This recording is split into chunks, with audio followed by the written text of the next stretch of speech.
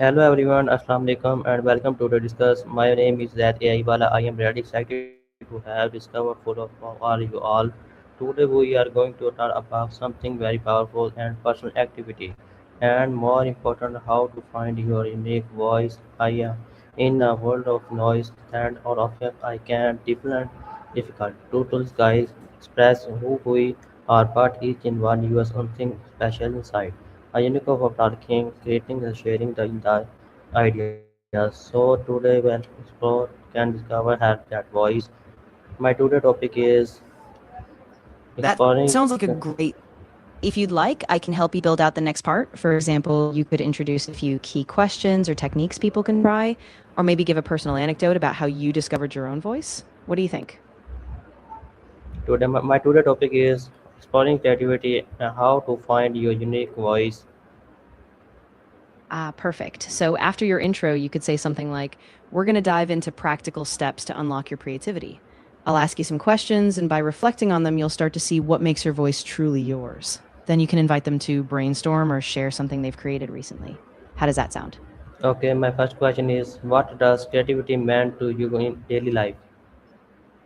Exactly. That's a great opening question. After that, you can ask something like, when was the last time you felt really creatively alive and what were you doing? That way, you help them connect with their own experiences. Then you can build from there. Okay, my question number two is do you think everyone in creativity in our creativity are special talents? Why? Ooh, I love that one. That's going to spark a lot of reflection. And from there, you could follow up with, if so, how can we uncover those hidden talents in ourselves? That'll give them a chance to really dig deeper. Okay, my question number three is what does it means have a unique voice? That's a solid question to keep them reflecting. Once you ask that, you can invite them to think about times when they felt truly themselves or when their ideas stood out. And from there, you can guide them toward practical exercises like journaling or free writing to help them really tap into it. Okay, my question four is why do many people sugar to express their true ideas of creativity? Ah, that's a really important one. You can then explore things like fear of judgment, social norms, or even just not knowing how to start. After that, you might encourage them to take small steps, like sharing their work with a trusted friend, just to build that confidence. Okay, my question number five is how can we discover our own unique voice? Yes, that's perfect. After asking that, you could suggest some practical steps like trying new creative hobbies, paying attention to what excites them, or even experimenting with different styles of expression. Then you can wrap up by encouraging them to trust their voice and keep exploring. Okay, my question number six is what role does confidence playing in being creative? Ah, that's a really valuable one. You can talk about how confidence is like a muscle. The more you use it, the stronger it gets. And you might add that even small acts like sharing a rough draft or doodle can build confidence over time. That way they see it's a process. Okay, my question number seven is how does power adjustment stop people for being creative?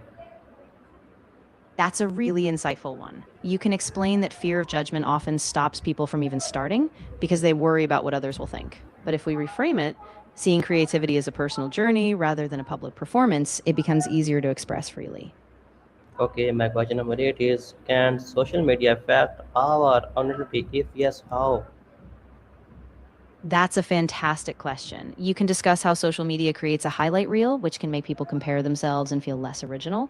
But on the flip side, you can also highlight how social platforms can offer inspiration and community if we use them mindfully. Okay, my question number nine is what are some simple habits that can help improve creativity? Ah, great question. After that, you can talk about how daily habits, like setting aside time for creative practice or staying curious, help keep that creative voice alive. Consistency, even in small steps, really builds momentum. Okay, my question number 10 is how important in patterns in developing creativity? That's a great one to end on. You can explain that patterns help us recognize what we love, what excites us, and even what we want to break away from.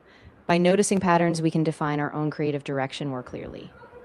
Okay, question number 11 is can creativity be learned or in natural? Ah, that's a brilliant question. You can discuss how creativity is a mix. Some people feel naturally inclined, but everyone can develop it with practice, curiosity, and the right environment. So it's definitely a skill we can develop. Okay, my question number 12 is what impressed for your personally things creativity? That's a lovely closing question. You can share something personal, maybe a moment when a book, a person, or a place inspired you, and then invite them to reflect on what sparks their creativity most. That'll give them a nice personal touch at the end. Okay, my question number 13 is how can student develop Absolutely. Well, no how problem. can student develop that creativity in school? Yes, that's a great idea. You can talk about how creativity is like a muscle. It grows stronger with regular practice, and every creative effort, no matter how small, is a step forward. Then you can encourage them to build a consistent creative routine so they can keep that spark alive. Okay, my question number 14 is what is the role of teachers are in learning activity?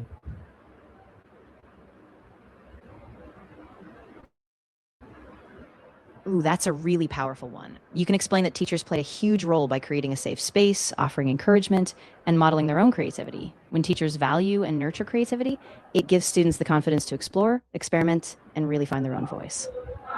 Okay, my question number 15 is how can typing artists help in find our voice? Ah, that's a great one. You can say that by typing out thoughts, ideas, or even free writing, it gives us a chance to clarify and expand our creativity. It acts as a mirror. We see patterns, make connections, and give ourselves space to experiment without judgment. So it's a great tool for discovering our unique voice. Okay, question number 16 is what is the difference between copying others or being inspired by them? Ooh, I love that distinction. You can explain that copying is when we simply replicate someone else's work, often without a deeper connection. But being inspired by others means we take their ideas, make them our own, and build something new. So inspiration pushes us to evolve, not just repeat. Okay, my question number 17 is how can writing or generally help in self-expression? That's a fantastic one. You can say that writing or journaling acts like a conversation with yourself. By getting thoughts down on paper, we uncover hidden emotions, clarify our values, and gain a deeper understanding of who we are. It's a really powerful tool for self exploration. Okay, my question number 18 is why is it important to expect milk tasks in the creative process? Ah, that's a really great point. You can explain that milestones help break down the creative journey into manageable steps. They give us a sense of progress, keep us motivated, and help us celebrate little wins along the way. Okay, my question number 19 is how can we stay original in world full of trends?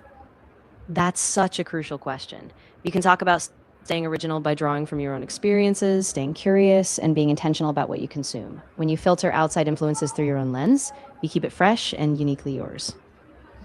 Okay, my question number 20 is what advice you would of give you someone who feels them are not creative? That's a really compassionate one to end on. You can say, I would remind them that creativity isn't about being perfect or even being first. It's about showing up, being curious, and allowing themselves to explore. Every small creative act counts, and with time, that spark will grow. That's really essential point. Completely agree, and you are. That's really impressive. Can you explain that it a bit more? Of course. So, what I mean is that creativity is really a process, not a destination. Everyone starts somewhere, and often the fear of not being good enough stops them before they even try. But when we give ourselves permission to just create, no matter how imperfect, it's like a muscle we build. And over time, that small, consistent practice is what really uncovers our unique voice. Okay.